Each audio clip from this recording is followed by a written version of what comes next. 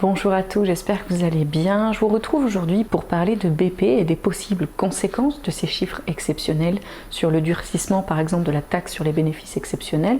ou encore sur le fait que BP a plutôt ralenti sa transition énergétique. C'est parti.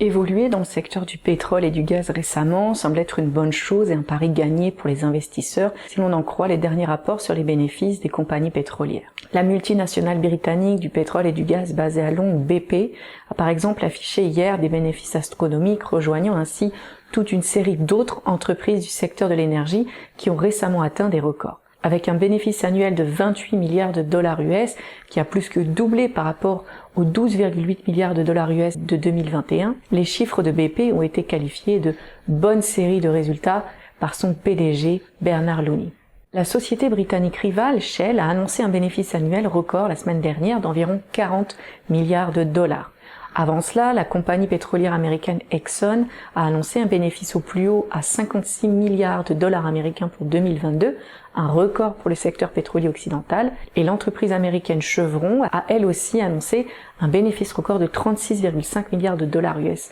pour 2022. Dans l'ensemble, les plus grandes sociétés de combustibles fossiles de l'Ouest devraient avoir réalisé des bénéfices combinés d'environ 200 milliards de dollars US pour l'année 2022. Selon l'agence américaine d'information sur l'énergie, le pétrole brut Brent, donc la référence mondiale dont le prix est fixé dans le nord-ouest de l'Europe, a terminé à 85 $ le baril les derniers jours de négociation de 2022, soit 7 $ de plus que le prix observé en début d'année. Le prix du Brent a fortement augmenté au cours du premier semestre 2022 avec le début du conflit en Ukraine, mais a baissé au cours du second semestre. Le prix au comptant du West Texas Intermediate, WTI, prix de référence du pétrole brut américain, a suivi une trajectoire similaire l'année dernière, clôturant l'année 4 $ plus haut que le 3 janvier 2022.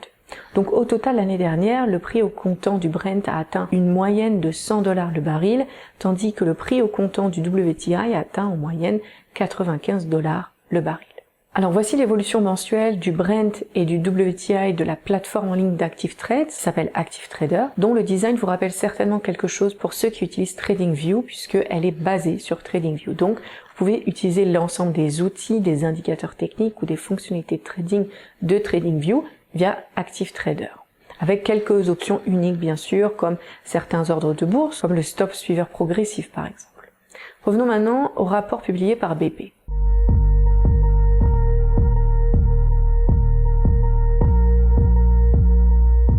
Le bénéfice net trimestriel de BP au quatrième trimestre 2022 s'est élevé à 4,8 milliards de dollars américains contre 8,2 milliards de dollars américains au troisième trimestre. Le communiqué de presse de BP indique que le résultat a été affecté par un résultat inférieur à la moyenne pour la commercialisation et la vente de gaz, à des prix plus faibles pour le pétrole et le gaz, à un niveau plus élevé de travaux de révision et de maintenance dans les raffineries, à des marges de commercialisation plus faibles et à des volumes saisonniers plus faibles. Le flux de trésorerie d'exploitation s'est élevé à 13,6 milliards de dollars au T4 2022 et 40,9 milliards de dollars pour l'ensemble de l'année 2022 contre 6,1 milliards de dollars au T4 2021 et 23,6 milliards de dollars pour l'ensemble de l'année 2021, en raison principalement de bénéfices sous-jacents et de mouvements de fonds de roulement plus importants.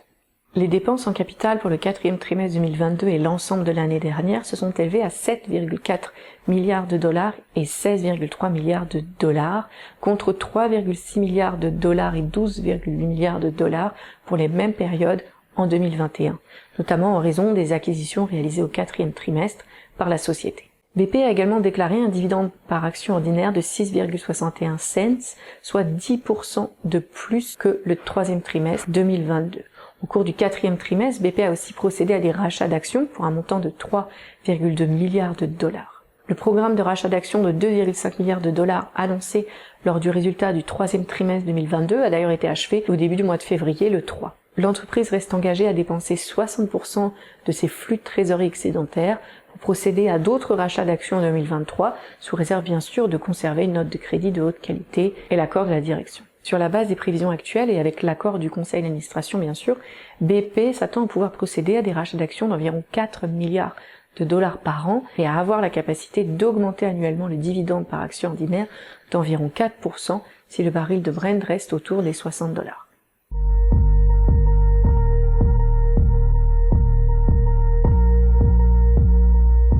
Pour rappel, les grands producteurs d'énergie mondiaux ont connu une année exceptionnelle en 2022 en raison des conséquences de l'invasion de l'Ukraine par la Russie, alors que les sanctions imposées par les pays occidentaux contre Moscou et les représailles de la Russie ont perturbé et ont interrompu les approvisionnements en pétrole et en gaz, faisant ainsi grimper les prix mondiaux et les bénéfices des entreprises du secteur de l'énergie. La hausse des prix de l'énergie a eu un impact sur quasiment tous les aspects de notre vie et a soutenu l'inflation impressionnante que connaissent la plupart des pays dans le monde actuellement. Et avec cette forte hausse des coûts de la vie, les entreprises du secteur de l'énergie ont été accusées de faire des profits exorbitants au détriment de la population. Les bénéfices annuels records récemment annoncés ont relancé le débat sur l'introduction de nouvelles taxes sur les bénéfices exceptionnels, notamment en Europe et au Royaume-Uni. Il s'agit d'une taxe supplémentaire qui est prélevée par le gouvernement sur une entreprise qui survient généralement après que celle-ci ait tiré des bénéfices d'un événement dont elle n'est pas responsable, comme une catastrophe naturelle par exemple, ou une guerre. Ce débat intervient alors qu'une grande partie de la population et des entreprises de toute taille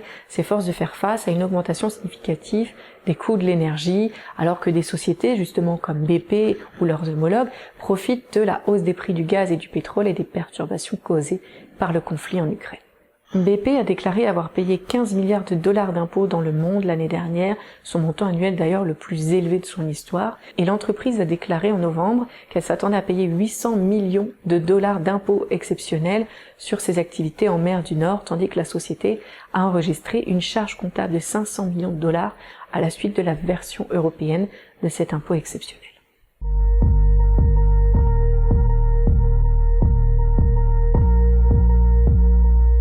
Lorsque Bernard Looney est devenu PDG de BP en 2020, il s'est engagé à décarboniser l'entreprise le plus rapidement possible en réduisant la production de pétrole et de gaz de 40% d'ici à 2030 et en investissant des milliards de dollars dans des projets d'énergie renouvelable. C'est vrai, il y a eu un certain mouvement vers cet objectif ambitieux et la société a souligné plusieurs fois son engagement en faveur de l'énergie verte et des milliards de dollars d'investissement qu'elle a réalisés pour soutenir cette transition énergétique. Mais les règles du jeu semblent avoir été quelque peu modifiées avec la récente performance de l'entreprise, alors que sa production de pétrole et de gaz ne devrait désormais diminuer que de 25% d'ici 2030, donc on est loin de l'objectif des 40% de l'entreprise. La société a également garanti à ses actionnaires qu'elle réaliserait d'importants investissements dans les projets pétroliers et gaziers parallèlement